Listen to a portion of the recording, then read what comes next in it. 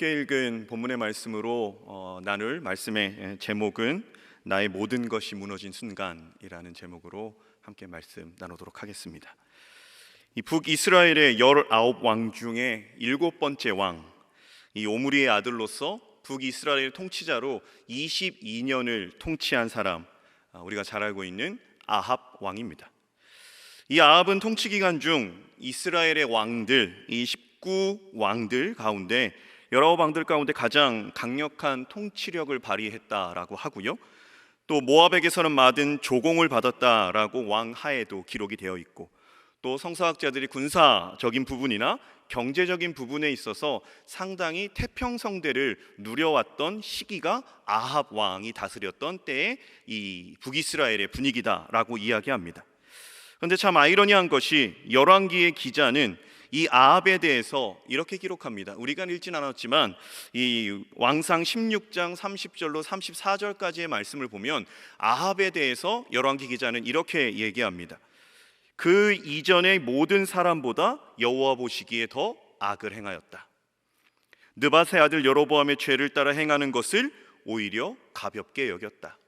여기서 느밧의 아들 여로보암의 죄라는 부분에 있어서는 말 그대로 이 베델과 단에 금송아지를 세운 죄, 그리고 레위인이 아닌 사람으로 마음대로 제사장을 세운 죄, 그리고 하나님의 절기인 초막절을 본인 마음대로 날짜를 옮긴 죄, 이것이 북이스라엘의 첫 번째 왕인 여로보암이 지은 죄, 그러한 죄를 오히려 가볍게 여겼다라는 게 아합의 기록이고, 또 시돈 사람의 왕 엣바알의 딸 이세벨을 아내로 삼고 가서 바알을 섬겨 예배하였다. 사마리아 성에 바알 신전을 건축하고 바알을 위하여 제단을 쌓았다. 아세라 상을 만들었으니 그는 그 이전의 이스라엘 모든 왕보다 심히 이스라엘 하나님 여호와를 노하시게 하였다. 그리고 마지막에 보면 그 시대에 베델 사람 히엘이 여리고를 건축하였다라고 마무리를 해요. 그런데 우리가 이 여호수아 6장에 보면 여리고 성을 이제 완전히 다 무너뜨리고 여호수아가 백성들을 향해서 선포합니다. 이 성을 다시 쌓으려고 할 때 그 큰아들이, 기둥을 세울 때 큰아들이 죽을 것이고, 그리고 성문을 세울 때는 막내 아들이 죽을 것이다 라고 여호수아 6장에 말 그대로 이 여리고성을 함락한 여호수아는 백성들로 하여금 정확하게 경고를 합니다. 그런데 이 경고는 온데간데 없이 아합이 다스리던 그 시대의 히엘 사람, 그가 이제 히엘이, 베델 사람 히엘이 여리고를 실제로 건축하였고, 성경에 보면 터를 쌓을 때 맏아들 아비람이 죽었고 성문을 세울 때 막내 아들 스굽이 죽었다. 실제로 여호수아에게 예언되었고 여호수아가 선포된 말씀이 자신의 집안에 실제로 일어남에도 불구하고 그것이 하나님의 말씀인지도 몰랐을 만큼 영적인 암흑시대가 이 경제적인 군사적인 태평성대를 이루었던 아합 시대를 이 열왕기상 기자가 그렇게 얘기하고 있는 거죠. 북이스라엘의 19왕들 중 가장 극악한 왕, 하나님의 반대편을 하는 일에 있어서는 어떠한 왕과도 비교할 수 없는 존재인 이 아합 왕, 영적으로 너무나 어두운 시대입니다. 암흑의 시대예요. 그러므로 이런 암흑의 시대 속에서 우리가 가져야 될 시각이 무엇인가에 대한 부분은, 이러한 암흑 시대, 믿는 자들에게 은혜가 되는 것은 그러한 극악한 시대 가운데서도 하나님께서 세우신 사람이 누구였느냐? 그가 엘리야였다라는 거죠. 가장 극악했던 왕, 그를 대항해서 하나님의 편에 서서 싸울 수 있는 그 사람이 누구였냐? 가장 많은 능력을 부어주신 선지자의 대표주자였던 엘리야 선지자였다라는 것. 엘리야를 세우셔서 암흑의 시대 속에서도 빛을 밝히시는 하나님의 손길이 있기 때문에 어떠한 시대든지 우리에게는 소망이 있다라는 생각이 듭니다. 하나님의 종 엘리야, 인간적인 시각에서 본다면 이 누가 봐도 무모한 영적 전쟁을 펼칩니다. 바알 선지자 450명, 아세라 선지자 400명, 합쳐서 850명 대 엘리야, 850대 1의 영적 전쟁을 실제로 엘리야가 먼저 아합 왕에게 요청했고, 온 이스라엘 경내에 사람을 보내서 사람들을 모으고 바알 선지자, 아세라 선지자를 다 모아서 내게로 나오게 하라 라고 요청한, 결투 신청을 한 게 엘리야입니다. 그리고 그가 제안합니다. 각자 송아지를 잡아 나무 위에 놓고 불은 붙이지 말자. 각자 신의 이름을 부르고 하늘에서 불을 내려 이 재물을 태우는 신이 진짜 신이다라고 엘리야가 바알과 아세라 선지자 앞, 그리고 함께 모인 이스라엘 온 회중들 앞에서 선포합니다. 엘리야는 그들을 향해서 이렇게 말하지요. 너희가 어느 때까지, 백성들아 너희가 어느 때까지 둘 사이에서 머뭇머뭇하려느냐 라고 선포해요. 그리고 바알이 하나님이면 그를 따르고 여호와가 하나님이면 그를 따라야 된다라고 선택권을 줍니다. 그때 백성들은 말하지요. 엘리야의 말이 옳다라고 말합니다. 이 부분에 있어서도 이미 엘리야도 알고 있었던 겁니다. 이스라엘 민족, 이 백성들 안에 하나님이라는 존재가 얼만큼 희미해져 있는가. 하나님의 선민이고 하나님을 따르고 하나님께서 이끌어내신 백성임에도 불구하고 하나님이 누구신지, 바알이 하나님인지 하나님 여호와가, 엘리야가 말하는 여호와가 하나님인지 모르고 그 사이에서 머뭇머뭇거리고 엘리야가 하는 말에 있어서 당신 말이 옳다, 증명해봐라 라고 말하는 백성의 분위기입니다. 무수히 모여있는 백성들, 모든 사람이 보는 앞에서 진짜 신이 누구인지 가려지는 양쪽 모두 물러설 수 없는 순간이 이 갈멜산에서 850대 1의 엘리야의 영적 전쟁입니다. 실제로 우리는 그 결과를 알죠. 엘리야가 이기지요. 하나님이 참 신이기 때문에. 엘리야의 승리로 끝났고 바알과 아세라 선지자는 모두 죽임을 당했습니다. 패배한 쪽이 죽음을 당했다라는 것, 이미 대결 전에 이 대결이 어떤 결과를 갖고 올 것이다 라는 부분에 있어서는 모종의 합의가 있었을 겁니다. 자신들의 선지자적 지위뿐만 아니라 목숨까지 버리는 이 대결, 어떻게 보면 상대에 대한 배려와 양보 따위가 있을 수 없는 엄청난 목숨을 건 혈전이 바로 이 갈멜산 850대 1의 엘리야의 전쟁이죠. 이렇게 생각을 해봅니다. 850명의 대결을 제안하는 엘리야, 당연히 하나님에 대한 온전한 믿음이 있어요. 확신이 있기 때문에 이런 제안을 했고 그 제안에 있어서 850대 1을 앞서 맞이할 수 있습니다. 겉으로 볼 때는 불리함이 있죠. 그러나 믿는 우리의 입장에서는 그 대결, 제안이 마냥 안 될 일은 아니에요. 믿는 우리에 있어서는. 마치 다윗과 골리앗의 대결에 있어서 모든 사람은 골리앗이 이길 거라고 생각했지만 그 결과를 성경을 통해서 알고 있는 우리, 그리고 하나님을 믿는 우리, 다윗에게 칼과 창과 단창으로 내게 오거니와 나는 만군의 여호와의 이름으로 내게 간다라는 그 다윗이 승리했다라는 것은 우리는 너무나 잘 알고 있기에 그 본문을 읽을 때도 하나님 다윗을 이기게 하셨다라는 것을 알고 있고, 오늘 본문도 하나님이 엘리야를 이기게 하셨다라는 것을 알고 있습니다.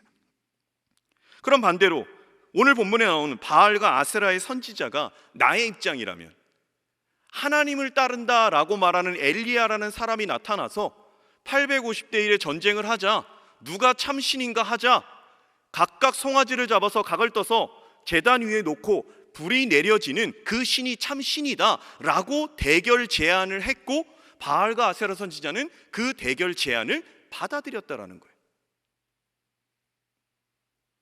이렇게 생각합니다. 목숨 걸고 하는 대결을 불이 내리는 그 대결이라는 것, 이들에게 있어서 단순히 그 대결을 수용한다는 것이 우리가 850명이나 있으니까 한 명을 못 이기겠어? 어떠한 싸움이 아닙니다. 주먹 다짐의 싸움이 아니에요. 누가 참 신이냐? 불을 내리는 신이 참 신이다. 이 조건 속에 850대 1의 전쟁을 하는데 단적인 수적인 우세함으로 그 대결을 수용했겠는가? 어떠한 사전 경험 없이 바알과 아세라라는 신이 실제적인 역사의 경험이 전혀 없는 가운데 분위기에 휩쓸려서 이 대결을 그냥 수용한 것인가? 저는 생각합니다. 이 바알과 아세라 선지자들 역시 그들의 신이 역사하는 것을 분명히 경험했을 거라는 거예요. 바알과 아세라 선지자, 그 바알 신, 아세라 신, 그 신도 능력이 있다라는 것을 그들이 모시는, 바알과 아세라를 모시는 그 선지자들은 충분히 우리 신도 하늘에서 불을 내릴 수 있는 신이다라는 사전 경험과 그러한 체험이, 신앙의 체험이 없다면 이 대결을 결코 수용하지 않았을 겁니다. 한 번도 그런 능력이 없었는데, 어떠한 신적 능력을 보여준 적이 한 번도 없는데 이 목숨 걸고 하는 대결, 모든 선지자의 지위를 결고하는 대결을 수용하지 않았을 거다라는 거죠. 이렇게 볼 수 있습니다. 애굽의 바로왕 앞에서 모세의 경우를 예로 들어보면 우리는 알고 있죠. 모세가 지팡이를 들고 애굽 왕 바로 앞에 갑니다. 그리고 그것을 던졌을 때 뱀으로 변하지요. 바로가 말합니다. 모든 현인들과 애굽의 마술사들을 불러라. 그리고 그들도 실제로 와서 그들의 지팡이를 던져 뱀으로 바꾸는 일, 나일강을 피로 바꾸는 일, 개구리를 일으켜 세우는 일, 이러한 신적 역사를 애굽의 마술사들, 그러한 현인들도 실제로 했고, 바알과 아세라 선지자 850명이나 있고, 아합 왕 때 그 이스라엘을 통째로 아합의 나라, 그 나라가 바알의 나라로 바뀌어진 부분에 있어서는 그러한 신적 능력이 분명히 나타났을 거다라는 것, 그리고 그들도 나타났기 때문에 우리가 그 대결을 수용하고 이 대결에 우리도 승산이 있기 때문에 받아들였다라는 것. 우리는 그 결과 분명히 알고 있습니다. 여호와의 불이 내려 번제물과 나무와 돌과 흙을 태우고 도랑의 물까지 핥아버립니다. 그 대결에게 있어서 엘리야는 너무나 큰 확신이 있었기 때문에 바알과 아세라 선지자에게 먼저 양보까지 합니다. 그리고 오전부터 정오까지, 그리고 저녁 소재 드릴 때까지 그들이 할 수 있는 모든 방법을 다 했지만 불이 내리지 않았죠. 엄청난 대결에서 승리한 엘리야.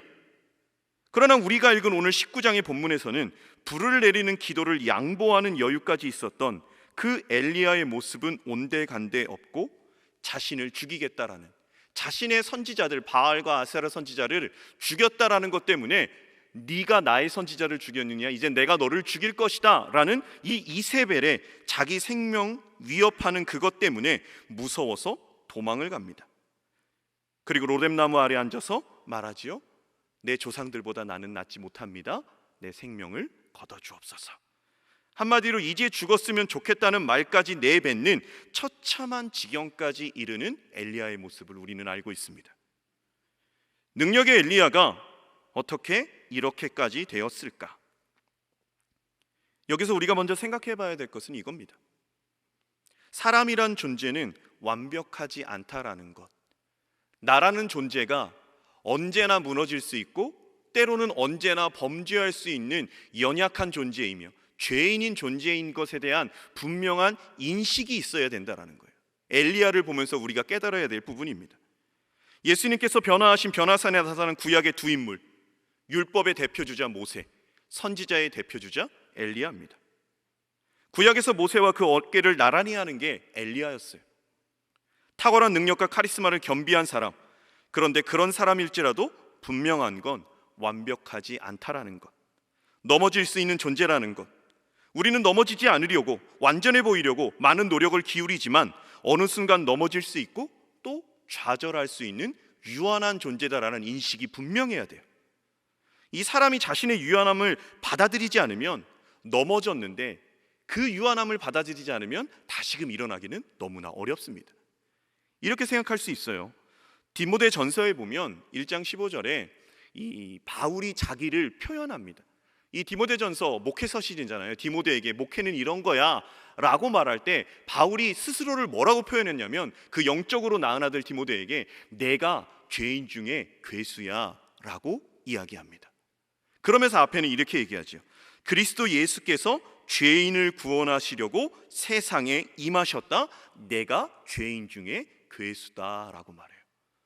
그 놀라운 사역을 했던 바울도 스스로가 예수께서 죄인들을 위해서 오셨다, 그 죄인 안에 자기도 포함되어 있고요, 포함되어 있는 것으로 넘어서서 그 죄인 중에 괴수가 바로 나 자신이다 라고 말할 정도로 분명한 자기 정체성을 깨닫고 있어요.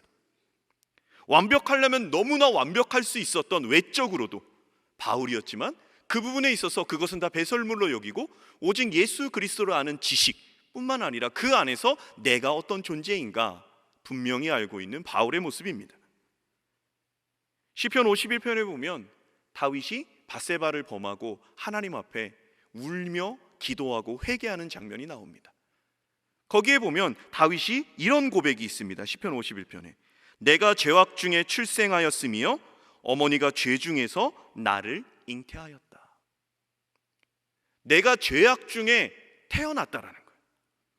내가 죄악 중에 출생했다. 어머니가 죄 중에서 나를 잉태하였다. 한마디로 다시 말해서 이거 어머니를 욕되게 하는 개념이 아니라 내 뿌리가 어떻게 되는지를 아는 거예요. 내 존재의 가치가. 내가 죄인이다라는 것을 분명히 알고 있어요. 넘어질 수 있는 존재다. 실수할 수 있는 존재다라는 부분을 분명히 인지함 가운데 다윗이 얘기하죠. 우슬초로 나를 정하여 주십시오. 거기서 다시 일어날 수 있는 거예요. 오늘 본문의 엘리야, 자신을 죽여달라고까지 하는 인생의 바닥을 찍는 상황에 처했다. 엘리야가 왜 이렇게까지 되었을까? 승승장구했고 그 부분에 있어서 어떻게 보면 꺾이지 않고 850대 1의 전쟁에서 이겼다면 그 이후로 아합을 대하든 이세벨을 대하든 엘리야는 더 당당했어야 됩니다. 그럼에도 불구하고 18장에서 19장으로 넘어오는 엘리야는 완전히 다른 모습을 보이는, 왜 그랬을까? 왜 그랬을까? 죄인에 대한 인식 있어야 되는 것뿐만 아니라 상황이 변하지 않는 것, 내가 원하는 상황이 기도하는 부분에서, 하나님의 사역을 하는 부분에서 내가 원하는 게 A라는 부분으로 결과가 있었으면 참 좋겠는데 A라는 부분으로 결과가 나지 않을 때 인간이 너무 사람이 어려워집니다. 마음이 내가 원하는 상황이 연출되지 않을 때. 엘리야는 왜 그랬을까? 적어도 850대 1에 전쟁을 했고 기손 시내로 내려가서 850명을 다 쳐서 죽였다면 이제는 어찌 보면 다른 세상이, 하나님의 나라가 제대로 펼쳐져야 되는데 오히려 아합은 여전히 그대로고 이세벨은 여전히 기세등등합니다. 자기가 원했던 상황이 연출되지 않는 부분에 있어서 자신의 생명을 위협하는 이세벨이 그대로 건재함을 봤을 때 이 엘리야는 그 마음이 무너진 것이 아닐까. 성경의 인물로 비유하면 신약의 세례 요한으로 비슷한 예를 들 수 있습니다. 여러분, 세례 요한은요, 예수님보다 6개월 먼저 태어난, 그리고 마리아가 방문을 했을 때 모태에서부터 성령 충만했다라고 기록한 사람입니다. 그러한 세례 요한, 예수님을 보고 신발끈 풀기도 감당할 수 없다라고 말하며 실제로 예수님께 세례를 줬을 때 하늘로 성령이 비둘기같이 내리는 것을 직접 목도한 사람이고, 하늘에서 음성이 나서 이른 내 사랑하는 아들이다, 내 기뻐하는 자다, 너희는 저의 말을 들어라 라는 부분도 실제로 들은 세례 요한입니다. 그리고 말합니다. 보라, 세상 죄를 지고 가는 하나님의 어린 양이다. 나는 물로 너희에게 세례를 주지만 그분이 오시면 불과 성령으로 너희에게 세례를 주실 것이다. 하나님의 아들이다 라고 말했던, 누구보다도 예수님이 누구신지를, 그리스도이신지를 분명하게 아는 존재가 세례 요한이에요. 그런데 마태복음 11장에 가면요, 세례 요한이 옥에 갇힌 가운데 세례 요한의 제자들이 예수님에 대한 이야기를 갖고 옥으로 옵니다. 세례 요한에. 근데 세례 요한이요, 그 제자들에게 어떻게 말하냐면 오실 그분이 당신이십니까? 라고 물어요. 아니면 우리가 다른 분을 기다려야 됩니까? 라고 물어요. 그 세례 요한조차도 누구보다도 예수님이 그리스도다라는 것을 확신해야 될 존재가 이제는 예수님이 그리스도인가? 예수님이 하나님의 아들인가? 예수님이 오실 분이 맞나? 아니면 다른 사람을, 다른 메시아를 우리가 기다려야 되는가? 라고 예수님에게 제자들을 통해서 반문하게 된 게 세례 요한입니다. 세례 요한도 예수님이 오시는 부분에서 기대했던 부분이 있을 거예요. 이제 하나님의 아들 예수께서 오시면 세상이 이렇게 변할 거야, 로마의 폭정이 이렇게 변할 거야, 이런 영역의 것이 분명 있었을 텐데 실제로 예수님이 오셨는데 그런 일이 일어나지 않더란 말입니다. 그래서 세례 요한의 마음에서도 의심이 생기고 오해가 생기고 약해짐이 생기고, 예수가 그리스도이신데 오히려 다른 메시아를 기다려야 되는가에 대한 자신이 원한, 우리가 신앙생활을 하면서 나는 이렇게 기도했고 그러면 하나님이 이렇게 역사해 주실 거야, 내가 이렇게 열심히 사역했을 때 하나님이 이렇게 만들어 주실 거야 라는 것이 그대로 되면 너무나 감사하겠지만 그렇지 않은 경우들이 있기 때문에 세례 요한과 같은 마음의 무너짐, 그리고 엘리야와 같은 마음의 무너짐, 그리고 우리가 실상에서 현실을 살아 나갈 때 그런 무너짐들을 경험하는다라는 거죠. 이 좌절의 상황에서 엘리야 판단이 흐려집니다. 그래서 감정적으로나 생각 안에서 스스로를 볼 때 무너지거나 혼란스러울 때는요, 우리가 내가 원하는 상황이 연출되지 않았어, 하나님께서 그런 상황으로 인도하시지 않았어, 그런 마음이 너무나 힘들죠. 감정적으로도 너무나 무너집니다. 이랬을 때는 가능하면 판단이나 결정을 내리지 않는 것이 좋죠. 왜 그런가? 오늘 본문의 엘리야를 보면요, 이 절망과 좌절의 상황 가운데 하나님과의 대화를 보면 엘리야가 어떻게 지금 그 마음이 처해졌는지를 알 수 있습니다. 우리가 읽지 않은 본문이에요. 그 부분에 있어서 9절에 보면 하나님께서 엘리야에게 이렇게 묻습니다. 엘리야야, 네가 어찌하여 여기 있느냐? 로뎀나무 아래서 죽기를 구하는 그 엘리야에게 하나님이 묻습니다. 엘리야야, 너 여기 왜 있느냐? 라고 말할 때 10절에 엘리야가 하나님 앞에 고백하는 부분이 있습니다. 우리 화면에 나오는 10절의 말씀을 함께 보겠습니다. 시작. 그가 대답하되 내가 만군의 하나님 여호와께 열심히 유별하오니 이는 이스라엘 자손이 주의 언약을 버리고 주의 제단을 헐며 칼로 주의 선지자들을 죽였음이오며 오직 나만 남았거늘 그들이 내 생명을 찾아 빼앗으려 하나이다 라고 말합니다. 하나님 묻습니다. 너 여기 왜 있느냐? 라고 물었을 때 그의 대답, 하나님은 제가 열심히 했습니다. 이것은 이스라엘 자손이 주의 언약을 버렸고 주의 제단을 헐었고 칼로 주의 선지자들을 죽였습니다. 나만 남았습니다. 이제 그들이 내 생명도 뺏으려고 합니다. 또 하나님께서 엘리야에게 바람 가운데서, 그리고 지진 가운데서, 그리고 불 가운데서, 그리고 세미한 음성 가운데서 다시금 하나님이 나타나셔서 엘리야에게 말씀하시는데 13절에도 하나님이 똑같이 물으십니다. 13절에 뭐라고 물으시냐면 엘리야야, 네가 어찌하여 여기 있느냐? 라고 묻습니다. 하나님께서. 그때 14절의 말씀 우리가 한번 같이 읽겠습니다. 14절 시작. 그가 대답하되 내가 만군의 하나님 여호와께 열심히 유별하오니 이는 이스라엘 자손이 주의 언약을 버리고 주의 제단을 헐며 칼로 주의 선지자들을 죽였음이오며 오직 나만 남았거늘 그들이 내 생명을 찾아 빼앗으려 하나이다. 여러분, 10절에 하나님의 물음, 너 여기 왜 있느냐? 라고 물었을 때 엘리야의 물음, 답변. 그리고 13절에 너 여기 왜 있느냐? 라고 하나님이 물으실 때 14절에 엘리야의 답변이요, 토시 하나 틀리지 않고 똑같습니다. 지금 엘리야의 상태가 어떤 상태냐면요, 이게 소위 말해서 멘탈, 정신이 다 무너진 상태예요. 약간 공황 상태와 같은 겁니다. 그래서 묻는 말이에요. 자기 말만 하는 거예요. 똑같은 말만. 우리가 당황했을 때 똑같은 말만 하는 거랑 똑같습니다. 너무나 힘든 가운데, 다 무너진 가운데 그가 하는 말, 하나님, 나만 남았습니다. 그들이 내 생명을 뺏으려고 합니다. 하나님, 나만 남았습니다. 하나님, 그들이 내 생명을 뺏으려고 합니다. 말 그대로 상황에 대해서 오해하고 상황에 대해서 과장해서 하나님 앞에 이야기합니다. 우리는 이 왕상 19장 그 마지막을 알고 있어요. 바알에게 무릎 꿇지 않은 7,000명을 하나님께서 남겨두셨다라고 기록이 되어 있어요. 하나님의 사람은요, 하나님께서 어느 시대에나 두십니다. 그런데 엘리야는요, 자기만 남아 있다라고 얘기를 하고 있어요. 그 부분에 있어서 이 감정이 무너지고 마음이 무너지고 내 상황을 감당할 수 없는 한계에 부딪혔을 때 할 수 있는 말인 것 같아요. 인간이 그냥 나만 남은 거예요. 오해되고 과장되고 무너진 가운데 반복된 하나님 앞에서의 불평만 이야기하는 것. 그래서 야고보서는 말하지요. 엘리야는 우리와 성정이 같은 사람이다, 똑같은 사람이다 라고 야고보의 기자는 이야기하고 있습니다. 죽기를 자청하며 잠든 엘리야에게 천사를 통해서 위로하시는 하나님의 모습이 나타나지요. 그 위로하시는 모습은 숯불에 구운 떡과 물 한 병이 있어요. 천사를 통해서 그가 일어나 먹습니다. 그리고 하나님의 천사가 또 말씀하십니다.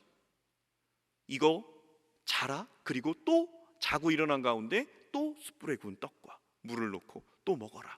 네가 갈 길이 너무 멀기에 기진할까 한다. 하나님께서 먹을 것을 그리고 마실 것을 주시며 엘리야를 회복시키시는 모습을 볼 수 있지요. 그리고 그것으로 그렇게 회복된 엘리야, 일어나 먹고 마시고 그 음식의 힘을 의지해서 초인적인 힘을 냅니다. 하나님의 능력에 40주 40야를 달려가서 하나님의 산 호렙에 이르는 거죠. 근데 저는 이 부분도 이제 쉼 그리고 하나님께서 회복이다라고 분명히 얘기할 수 있습니다. 그런데 오늘 왕상 19장은요 1절로 8절까지 이야기하면서 끝나는 게 아니라 그 뒤에 9절부터 말 그대로 마지막 그 18절에 대한 부분까지 이야기하시면서 마무리된다라는 거예요. 이렇게 얘기할 수 있습니다. 우리는요 쉼을 통해서 회복되는 경우가 많이 있습니다. 그래서 정말 피곤하면 좀 자야 돼요. 그리고 정말 힘들면 좀 먹어야 돼요. 이런 부분으로도 회복이 됩니다. 회복이 되는데 그렇게 되면 8절로서 끝났어야 돼요. 진정한 회복이 언제 일어나는가? 많은 경우 진정한 회복은요, 현장 속에서 일어납니다. 꼭 신앙의 믿음의 영역이 아니어도 내가 누군가를 위해 열심히 봉사하고 남을 돕고 하는 그 현장에서 에너지를 받는 경우들이 너무나 많이 있어요. 그래서 교회로 통해서 말하면 수련회를 통해서 비전 트립이나 해외 아웃리치나 국내 선교, 그리고 어려운 사람들의 실제적인 도움을 주는 현장에서 내가 에너지를 쓰고 쏟아냈을 때 오히려 그 안에서 채워지고 경험되어지는 것, 그리고 우리가 교회 행사를 할 때 많은 사람들을 어떻게 보면 주방에서 해서 너무 맛있게 잘 먹였어요. 그것으로도 회복될 수 있고, 행사를 기획해서 또 그 행사가 사람들이 너무나 기쁘고 즐겁게 참여하면요, 그 부분에서도 회복이 될 수 있어요. 제가 부임하고 4년 만에 현장 수련회를 갔습니다. 제가 청년부 담당 목사거든요. 20년 1월에 부임하고 한 달 반 만에 코로나가 터져서 계획된 수련회 모든 것들이 다 멈춰졌습니다. 아무것도 할 수 없었어요. 온라인으로밖에. 그리고 요번에 이제 4년 만에 처음 이제 현장 수련회를 갔다 왔어요. 현장 수련회 갔다 와서 너무 피곤했죠. 잠도 못 자고 너무 피곤했는데요, 이 마음 가운데는 너무나 기쁨이 있는 거예요. 왜? 같이 모여서 우리 청년들이 무엇인가 얘기하고 같이 기도하고 같이 찬양하고 같이 먹고 같이 프로그램하고, 이 부분만 봐도요, 현장에서 목회자인 저뿐만 아니라 함께하는 청년들도 너무나 그런 영역에서는 이 회복이 일어나는 겁니다. 회복이. 우리 작년부도 겨자씨 모임도 있습니다. 각 위원회 사역도 있습니다. 그리고 지금 남성교회 여전도회 지난주도 계속해서 회원 모집하며 어떤 사역을 하는 부분으로 게시, 배너 연습막으로 게시하고 그런 일들을 우리가 해나가고 있어요. 근데 우리 청년부의 예로 들어서 좀 말씀을 드리면, 여러분 지금 시기가 참 민감한 시기인 것 같습니다. 이 민감한 시기다라는 게 뭐냐면 3년 동안의 현장 사역이 멈춰져 있다가 이제 코로나에 대한 부분이 좀 잠잠해지면서 작년 하반기서부터 현장 사역이 조금씩 시작되고 있어요. 그런데 이 멈춤의 기간 동안 아무것도 하지 않았느냐? 아니에요. 교회의 중직들 뿐만 아니라 각 담당, 임원 할 수 있는 부분들을 많은 노력을 해서 해왔어요. 그러다가 현장이 오픈됐어요. 현장이 오픈됐는데 3년 동안 멈춰져 있었기 때문에 이 오픈되는 현장에서 저마다의 많은 의견들이 있는 것 같아요. 저희 청년부만 봐도 그렇습니다. 현장이 됐을 때 온라인의 체제에서 현장으로 바뀌면서 저는 그런 생각을 합니다. 3년 동안 온라인이었는데요, 이 3년 온라인 사역을 하고 4년째가 되면서 교육자들한테도 얘기해요. 우리 다시 부임한 것처럼 사역해야 된다고. 사역 체제가 완전히 바뀌고요, 3년 동안 온라인에 완전히 올인돼 있다가 바뀌어지니까 또 새롭게 여기 적응해 가야 되고요. 그런데 갑자기 코로나가 거의 마무리됐다고 그래서 이 땅에서 현장이 완전히 회복되는 것도 아닙니다. 그래서 청년부도요, 임원 선출을 2번이나 더 연기하면서 임원 선출을 했어요. 사람이 세워지지 않는 부분이 있다는 거죠. 그리고 셀 리더, 이 겨자씨 리더를 세우는 부분도 참 쉽지 않았습니다. 온라인의 3년 기간 동안요, 사람을 세워간다라는 것, 양육하고 훈련한다라는 것, 그런 만남 속에서 냈던 시너지를 다른 온라인으로 찾는다라는 건 너무나 힘들었다라는 거죠. 또 각자 코로나의 우울감도 있습니다. 그러는 가운데 우리가 3년 만에, 그리고 만 4년째 현장에 대한 회복으로 여러 부분과 자치회와 그리고 위원회들, 그리고 각 사역 단체들, 그런 부분들로 모여서 시작을 하려고 하니까 우리 청년부의 입장에서 민감하더라고요. 어렵더라고요. 그리고 사람들이 에너지가 넘칠 것 같은데요, 아니요, 힘이 다 많이 빠져 있는 상태입니다. 그럴 때 만나다 보니까 감정적으로도 예민하고요, 조금 무엇인가 한번 말할 때도 더 민감해지고요. 그러는 가운데서 저는 이 말 그대로 오늘 본문 이 제목, 나의 모든 것이 무너진 순간, 어떻게 보면 코로나 때문에 우리의 신앙 영역이 많은 것들이 무너졌어요. 그리고 저마다 사역하는 부분에 있어서 사역을 내려놓는 개인의 신앙 영역, 그리고 공동체적 신앙 영역도 많이 무너져 있는 현재였습니다. 그리고 다시 모여요. 근데 중요한 건 이 땅 시작이 아니라 이제부터 다시 차곡차곡 관계를 다시 맺어가며, 맺었지 못했던 관계를 다시 넓혀가며 해나가야 되는 시기가 지금의 시기이다라고 생각합니다. 이 지금의 시기에 있어서 우리는 아까 엘리야가 말한 것처럼 하나님, 저만 남았습니다. 하나님, 내 생명을 거두려고 합니다. 아무도 없습니다. 라고 민감함이라기보다는 하나님께서 행하실 것을 기대하는 거예요. 그 하나님께서 행하실 것이 무엇이냐? 오늘 엘리야와 함께 하시는 하나님의 모습을 보면 알 수 있어요. 열왕기상 19장 15절에 이렇게 나옵니다. 우리 한번 같이 읽겠습니다. 3절의 말씀입니다. 19장 15절의 말씀입니다. 성경을 책을 보고 읽겠습니다. 19장 15절 시작. 여호와께서 그에게 이르시되 너는 내 길을 돌이며 광야를 통하여 다메섹에 가서 이르거든 하사엘에게 기름을 부어 아람의 왕이 되게 하고. 거기까지입니다. 하나님께서 엘리야를 진정으로 회복시키시는 게 뭐냐면요, 어떤 떡을 먹이고 물을 먹이는 회복도 회복입니다. 근데 진정한 회복은요, 엘리야에게 다시 사명을 맡기시는 거예요. 그 사명이 뭐냐? 너는 다메섹에 가서 이르거든 하사엘에게 기름을 부어 아람 왕이 되게 하라. 너의 사명이 뭔지 알아? 가서 이렇게 행해. 그리고 16절에 보면 이렇게 나옵니다. 너는 또 님시의 아들 예후에게 기름을 부어 이스라엘 왕이 되게 하고 라고 말해요. 예후에게 기름을 부어 이스라엘 왕이 되게 하라. 또 아벨무올라 사밧의 아들 엘리사에게 기름을 부어 너를 대신하여 선지자가 되게 하라 라고 말씀하십니다. 엘리야가 진정으로 회복하는 건요, 현장이었어요. 사명이었어요. 단순히 그의 무너진 모든 순간에 있어서 육신을 회복시키는 떡, 물, 좋은 겁니다. 먹어야 됩니다. 마셔야 됩니다. 근데 그것보다 중요한 건 하나님께서 우리에게 맡겨주신 사명이 진정한 회복으로 갈 수 있는 능력이다라는 거예요. 하사엘에게 기름을 부어 아람의 왕이 되게 하라.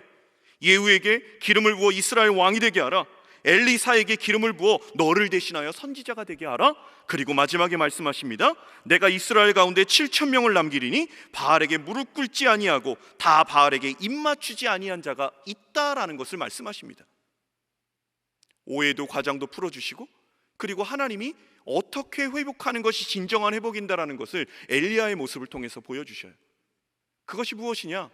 바로 예수님께서 부활하시고 모든 것을 자포자기하고 갈릴리에 가서 물고기를 잡던 베드로에게 나타나셔서 예수님이 하신 말씀이 뭐냐면 너 왜 그랬냐가 아니라 내 양을 먹이라. 사명을 주십니다. 그 무너졌던 마음, 어떻게 보면 예수님을 저주하며 3번이나 부인했고, 누가복음에서는 부인하는 장면 속에서 예수님과 눈이 마주칠 정도로 처절하게 무너졌던 베드로의 그 마음이 어떻게 회복되는가? 사명을 주심으로 회복된다라는 거예요. 하나님은 우리에게도 사명을 주십니다.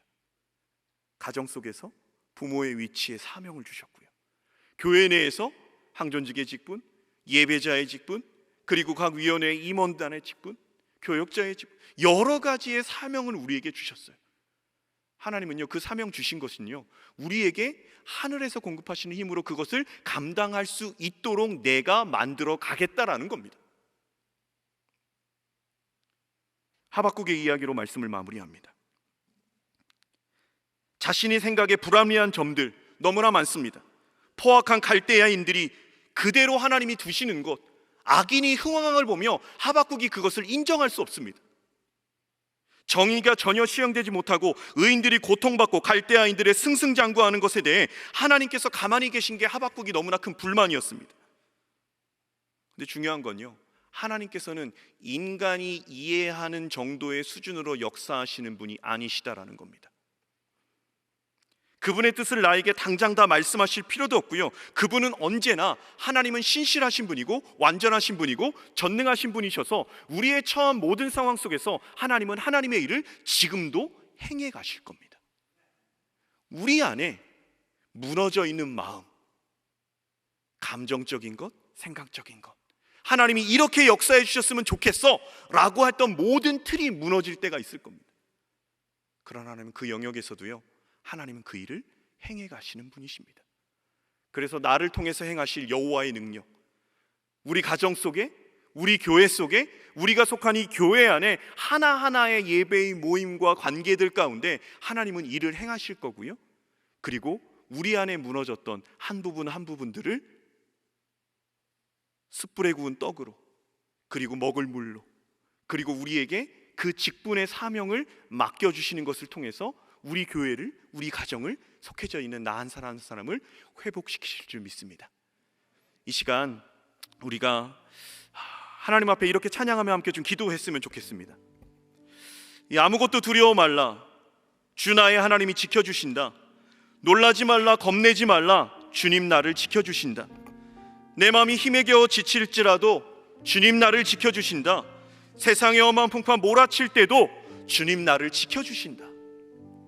혹시나 마음이 무너지고 내 상황과 반대에 대한 경우로 너무나 어려움에 겪은 분들이 계십니까? 하나님은요, 지금도 우리의 산성 되시고 요새 되시고 소망 되시고 나의 힘이 되시는 여호와입니다. 우리가 기도한 것 그대로 이 시간에 함께 하시는 하나님 들으신 줄 믿습니다. 일희일비하지 않게 하여 주옵소서. 내가 했던 기대와 다르다고 실망과 좌절로 그 자리에 주저앉아 있지 않게 하여 주시옵소서. 이 상황을 충분히 바꾸시며 우리 자녀들의 삶을 충분히 바꾸시며 내가 당면한 감당할 수 없는 삶의 무게를 충분히 바꾸시고 가장 좋은 것으로 이끌어 가실 수 있는 능력의 하나님을 오늘의 삶에도 온전히 믿고 나아가는 우리들이 되어지게 하여 주옵소서. 혹여나 우리 주님의 교회 믿음의 가족들의 삶 가운데 너무나 마음이 무너지고 힘들고 솟아날 구멍이 없을 만큼의 어려움에 처한 사람들이 있습니까? 하나님 그들 위에도 함께하여 주옵시고, 튀르키예와 시리아 지역의 그 난민들, 너무나 어려운 재난을 맞은 그들 가운데도 주님 역사하여 주옵시고, 러시아와 우크라이나 땅에 전쟁의 고통을 받는 그들 가운데도 하나님 동일하게 역사하여 주시옵소서. 그리하여서 하나님의 위로와 하나님의 능력이, 주님의 산성 되심과 요새 되심과 소망 되심이 삶의 현장에서 분명히 체험할 수 있을 만큼의 놀라운 역사로 함께하여 주옵소서. 예수 그리스도의 이름으로 기도드립니다.